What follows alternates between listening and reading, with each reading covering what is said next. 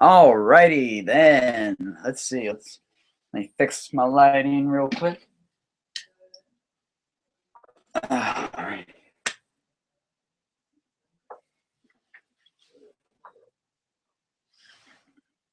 Too much.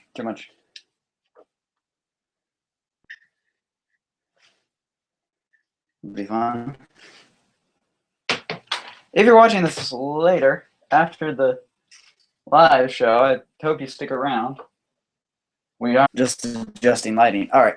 I think we're good there. Alrighty. So let's see. Let's check and see if there's anyone in the chat. We have one viewer. Yay! And we lost him. Alrighty. So, let's see.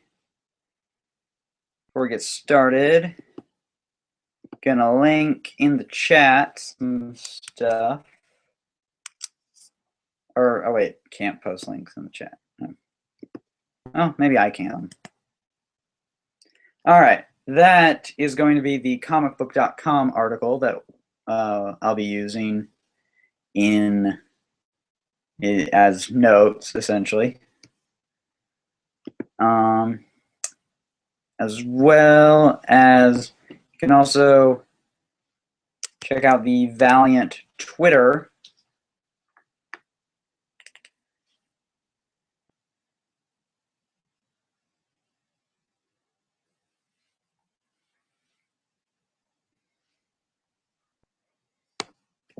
All right. So, what are everyone doing today?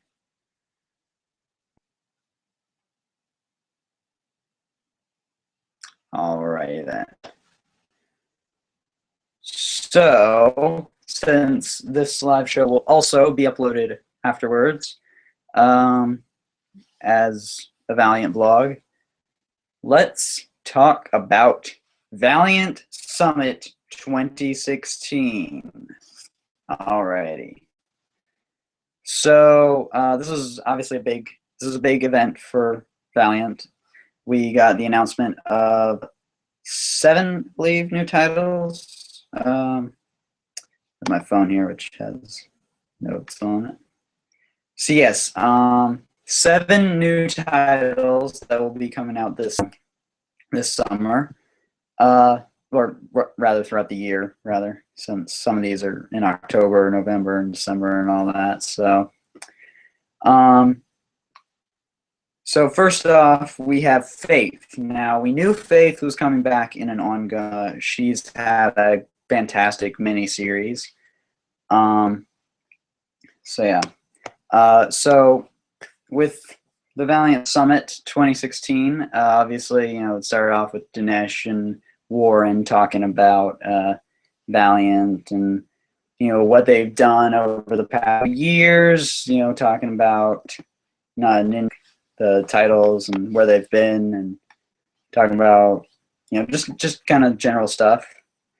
And the first guest out, and the first guest there, that they brought on was Jody Houser, writer of Faith. So so Jody talked a little bit more about the Faith ongoing and what's going to be involved there. She's quoted as saying, "For me, Faith was a real bright point in." I think we can all agree that Faith was definitely the brightest spot in Harbinger. It was definitely the bright point in Harbinger. Getting to play with her, starting her new life in her miniseries, was really exciting to me. So, yeah. So we're getting mind. It's not. That's the problem with the live event Valiant vlogs. We get to edit stuff out. But anyways, so Jody talked a little bit more about the success of Faith, and I personally am very happy to see Faith succeed the way it was. I loved the Faith miniseries. I thought, and now we're going to be getting in a full ongoing in which Faith will be getting her own supervillain for the first arc. So, well, at least I assume it'll be for the first arc. We don't really know for certain. So that'll be Hauser teased that it might be someone she already knows. So we'll see how that plays out. So yeah, Faith game ongoing, and I remember one thing that Dinesh said was that like Faith was important in the universe because and really the comics world overall, because she was a character who was very much a bright, a bright character, positive in a very dour time in comics. And I think that really is true about Faith, and that's things that really appeals to people about Faith, is the fact that she is this just pure bright character. She just wants to do good in the world and all that, and she doesn't really, as opposed to a lot of the Valiant, a lot of the Valiant universe itself, which is mostly the dark, the dreary, the kind of characters, because you got Ninjak, who is or you got Eric. No, I don't want to share screen. Dang it. You got Eric of this. Eric Exo Manowar, who is he's a king. He goes in. He'll kill people. You got Ninjak, who has done multiple assassinations. Eternal Warrior, who's probably done unspeakable things in the centuries he's been alive. And Faith just goes. Peter Stanchek from the Harbingers, again, is another example of a character who is not necessarily a good guy, because in his very first appearance, he mined someone into falling in love with him, which is an incredibly unethical thing to do. But Faith is an ethical character. She's all about helping people and doing good and doing the right thing. And that's personally is one of the things that appeals to me about Faith. So, yeah. So Faith #1 will hit in July of 2016. So yeah. So next, the next person that was brought up was Fred Van Lente. I can't remember. I don't know if you pronounced it Van Lent or Lente, but he is no stranger to Valiant, obviously, because he was the writer on Archer and Armstrong and Ivar Time Walker. So, yeah. So obviously, when he showed up, I was like, all right. So are they going to announce? Well, obviously, Archer and Armstrong come back. Ivar Time Walker, I think, ended recently with issue 12, and it's getting a deluxe edition. I'm super psyched about that. I'm getting that deluxe edition. So it was one of those things where, okay, well, kind of covered a lot of the Archer and Armstrong stuff. They also talked about, or rather, Van Lente has already done his stuff with Ivar. So is he going to keep doing that? Are we going to say like Mary Maria? But no, he is going to be writing Generation Zero, which, here, visual reference. I just recently picked up the Armor Hunters Deluxe Edition, which is a great deluxe edition. I think if you're going through and collecting the deluxe editions, you want to get this in lieu of Exo Manowar Deluxe Volume 3. You want to get this because it's such a good deluxe edition. But part of the book of the crossover involves the characters of Generation Zero, along with Faith and Torque. since I believe at that point in the Valiant universe, the main Harbinger series had ended. So, obviously all the stuff with Harada and Axe and all that stuff had taken place. So basically, so the Renegades weren't really around anymore, like together.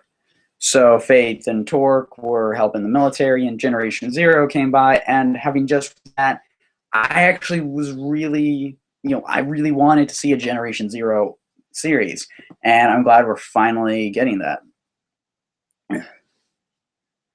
Yeah, so obviously those characters debuted in the Harbinger Wars crossover event a couple of years ago, and Van Lente said, the challenge is that when you're 15, race to smash everything, your problem-solving skills are outside the box. And one of the things the series is going to do is look at the kids as problem solvers.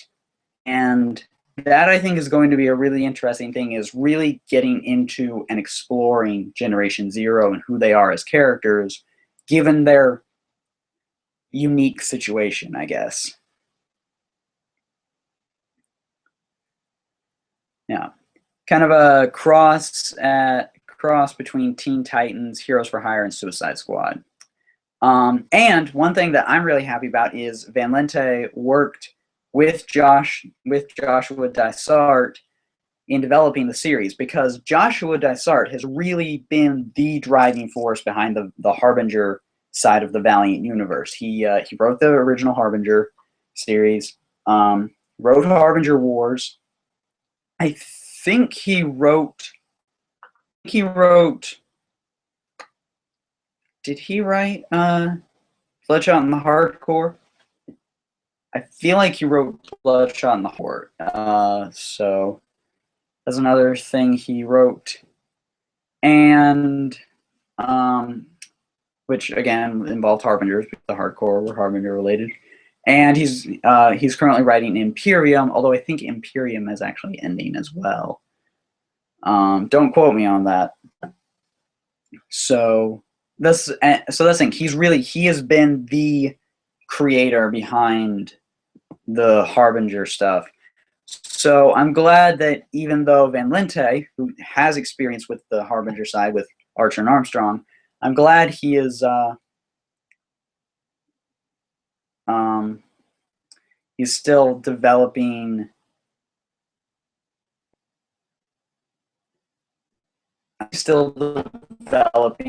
And they do mention that the mother, from the dead mother whose baby was activated as a Psyot from Armor Hunters. I'm glad that character is that stuff is being followed up on new Generation Zero series. So having just read the Armor Hunters stuff, I am very excited to see a Generation Zero ongoing. I think it's going to be awesome. And of course, Generation Zero is also going to see the return of Animalia, who is awesome because she turns. It's awesome. All right. Next up was an interesting. Next up was interesting because it was Britannia from Valiant. Hold up.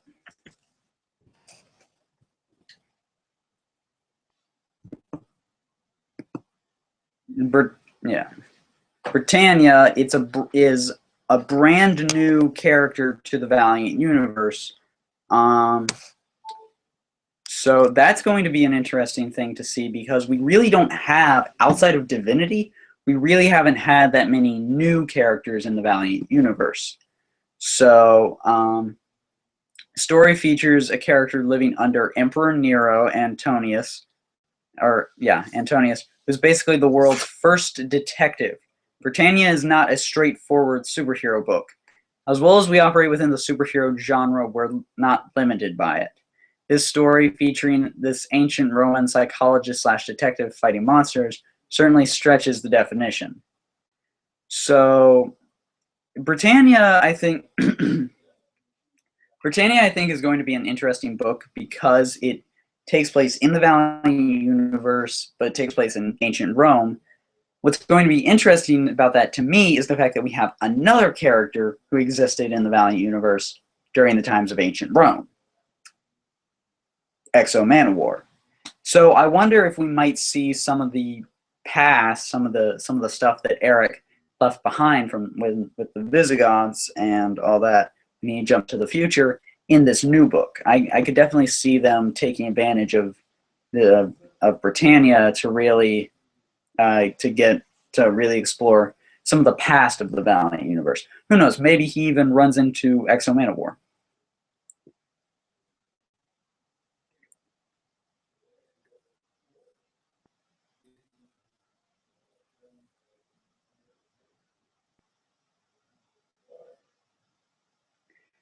So yeah.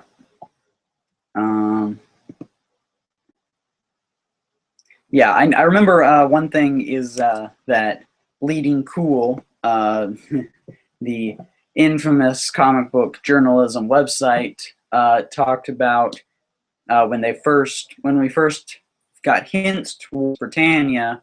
I remember they said, "Oh, could this be analogous to Magnus, Robot Fighter?" Especially because we got that at the same time as we got Savage, who a lot of people thought would be a new version of Turok Dinosaur Hunter, the same way Divinity was kind of similar to Solar.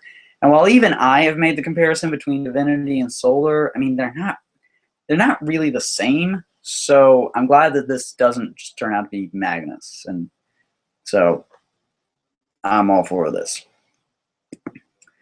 Let's see. Next up was Bloodshot USA, written by Jeff Lemire and art by Doug Braithwaite. Braithwaite, I think that's how you pronounce it. Will be releasing in October 2016, and it's the next big standalone event from the publisher. Now, this kind of this I think is, this might be what this was referring to in the Valiant Free Comic Book Day. We had the teaser for Bloodshot War, and while this could be the next arc after Bloodshot Island, it definitely seems like this could be what what was being teased was Bloodshot USA. So in the series, Project Rising Spirit disperses nanites across New York City, creating a bunch of zombie-esque Bloodshots all over the city. The main Bloodshot then brings a bunch of other prototypical Bloodshots together to defeat the virus. So so the way they're describing this doesn't sound like 2016's Book of Death, Armor Hunters, since, well, we kind of already have that with 4001. It kind of reminds me of the Valiant, the way they were talking about that. Dinesh has said you don't really need to know anything about Valiant or anything in Bloodshot going in. Everything you need to know is in the first issue. And that is definitely a big help to people who are like trying to get into the Valiant universe. It's one of those things. How accurate is that going to be? I don't know, but hopefully this will be a hopefully, I mean, Jeff Lemire has done a great job with Bloodshot Reborn, so I definitely am looking forward to this new series.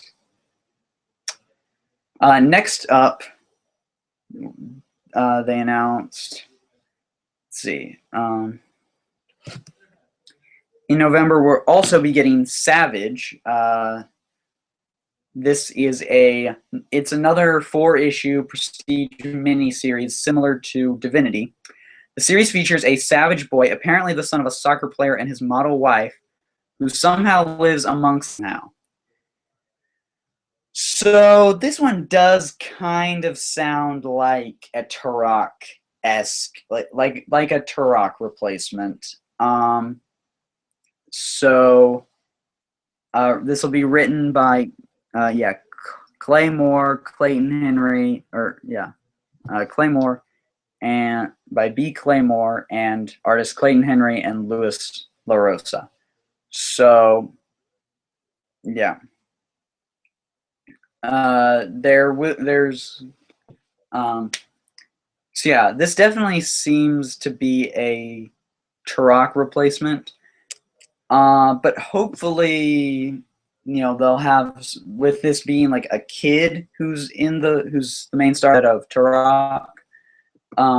Hopefully there will be a bit more of an interesting, there will be some interesting to explore. So yeah, and of course it has, apparently this kid is supposed to be the son of a soccer player. So I guess that's why. Dang it, I dropped it. When we got a little teaser for Savage in the Valiant Free Comic Book Day comic. Let's see, where is it? Here's the teaser. Yes, there. It does kind of remind me of a soccer logo, whatever. I don't know soccer, so yeah. Yeah. It sounds like Savage could enter the larger Valiant universe. It'd be interesting to see if it happens. Shamdasani teased not so subtly. So it's one of those things. It sounds like it might take place just outside the Valiant universe, but kind of in a Lost Lands kind of thing, where it like literally exists outside the universe. So easily something that could come in and all that.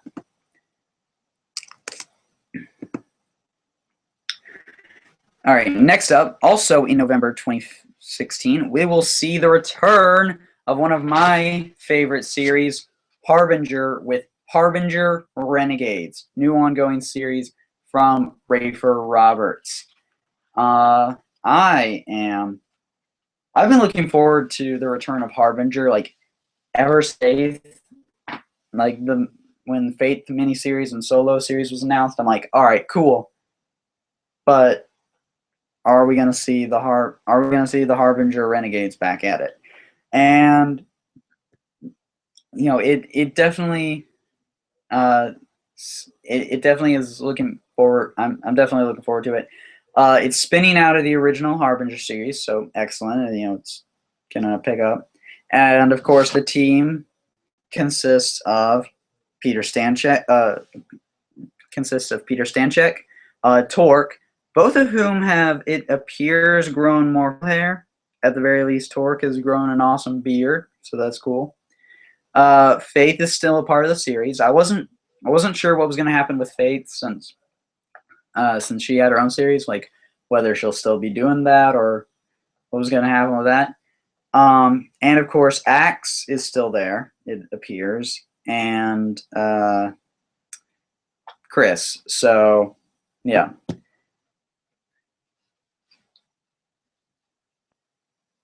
Yeah. So yeah, Torque apparently has joined the establishment on a reality TV show. And so yeah. So they come together again to fix the mistakes of their past and help others who cannot help themselves. The list of potential Psyots that Harada had is out in the wild now, and that helps bring the team back together.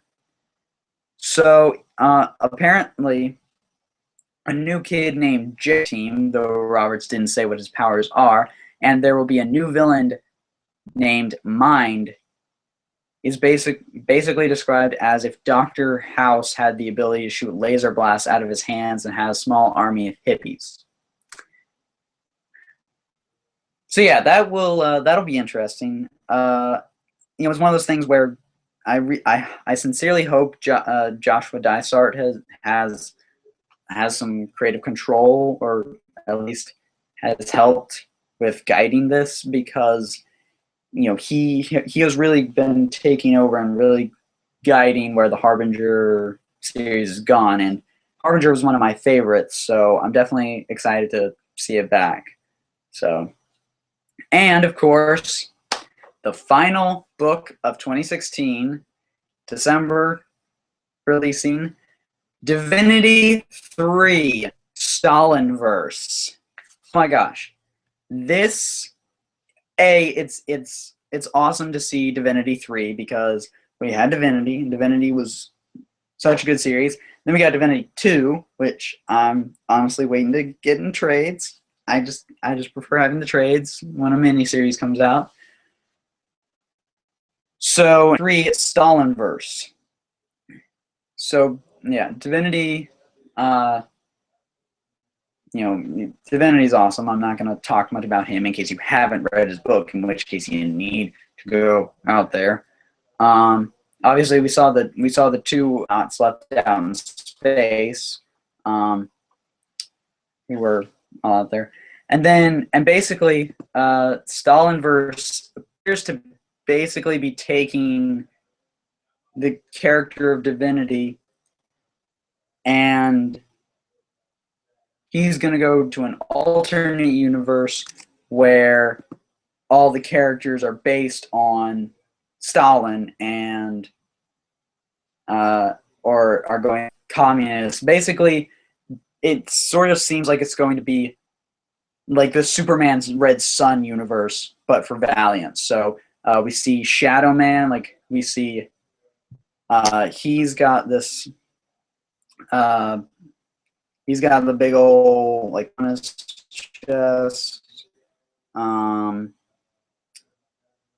See, I'm looking for the picture. Yeah. So yeah, he's got I literally just had the picture.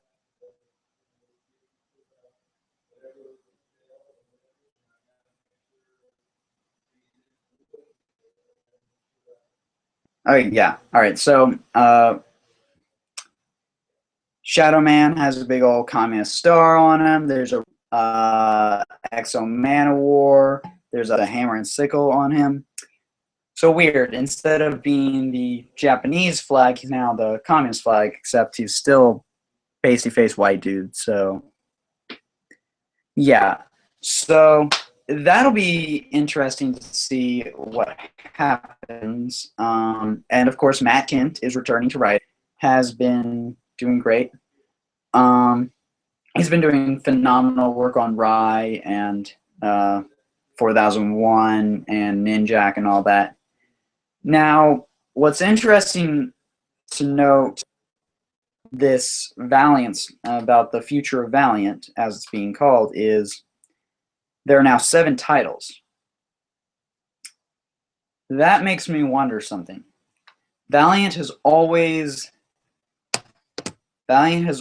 stayed consistent with this idea of keeping the line small, and arguably what's led to their success.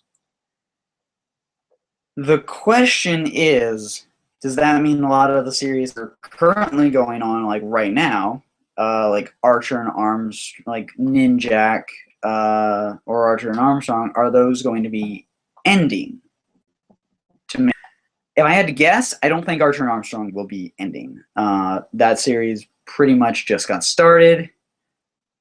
But with Ninjak doing their recent Siege on King's Castle story arc, I could see Ninjak potentially ending. Again, Savage is a miniseries. Britannia, I don't remember if they said Britannia was a miniseries. I don't think it is. But that's the thing. EXO, we know, is ending. So it's one of those. And Bloodshot Wars, it appears, will either be a storyline in Bloodshot Reborn or will be a miniseries plus some Bloodshot Reborn tie-ins, I'd imagine. So, yeah. If I had to guess, I'd say maybe a couple of the titles will be ending, like Ninjak. Others will be continuing on, like Archer and Armstrong. So, yeah. And Imperium, I think, will also be ending. So, unfortunately, I think this does herald the end for a couple titles, but other titles I think will stick around. Rather, the Eternal Warrior is also one that will probably stick around. Um, Overall, I think that is everything that needs to be talked about. And hey, we started this at 4 o'clock, so we've been talking about 30 minutes. Overall, I'm very much excited about the future of Valiant. I'm looking forward to seeing where Valiant goes from here as they expand and all that. It is one of those things where I might do a bigger Valiant vlog later on, just to or rather like a smaller one to talk about some of the stuff specifically since this was kind of a post show. So hope you enjoyed. If you like this video, be sure to leave a comment, subscribe below, give a thumbs up, all that gobbledygook. And I will see you all next time. Stay valiant, my friends.